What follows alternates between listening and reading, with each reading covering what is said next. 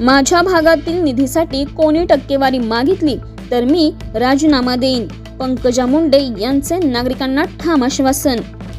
पंकजा मुंडे यांनी विकास कामांच्या निधीबाबत मोठं विधान करत सामान्य नागरिकांना ठाम आश्वासन दिलं आहे.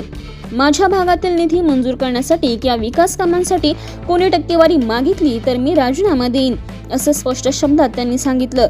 निधी मिळवून देण्यासाठी दलाली किंवा टक्केवारीची मागणी करणाऱ्यांविरोधात नागरिकांनी निर्भयपणे तक्रार करावी, असं आवाहनही त्यांनी केलं. विकास कामांमध्ये पारदर्शकता आणि प्रामाणिकपणा राखणे ही आपली जबाबदारी असल्याचंही त्यांनी नमूद केलं. त्यांच्या या विधानानंतर राजकीय वर्तुळामध्ये चर्चा रंगली असून नागरिकांकडूनही या भूमिकेचे स्वागत केलं जात आहे.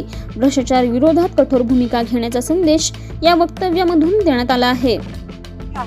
यामध्ये सरपंचांना वित्त आयोगाचा निधी, नगरसेवकांना निधी आहे. ज्याला निधी नाही अशा लोकांना आम्ही प्राधान्य दिलं होतं.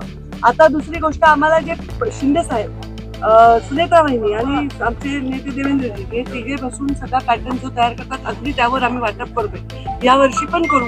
आता तुम्ही यावर्षी तुमची जिथे आमचा आमदार आहे समजा भाजपचा, तिथे तुम्ही असं म्हणता, जिथे शिवसेनेचा आमदार तिथे भाजपचे कार्यकर्ते, सरपंचाचं संख्याबळ बघून करा, काही भाजपच्या कार्यकर्ते संख्याबळ बघून करा.